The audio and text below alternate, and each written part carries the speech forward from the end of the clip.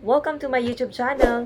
Napapansin nyo bang mabilis uminit ang inyong mga cellphone at mabilis din na malobat ang inyong mga battery?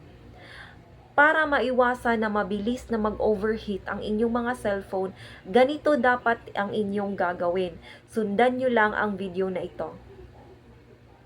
Punta lang po tayo sa ating mga phone settings. Pindutin po natin ang connection and sharing. Pindutin po ang print.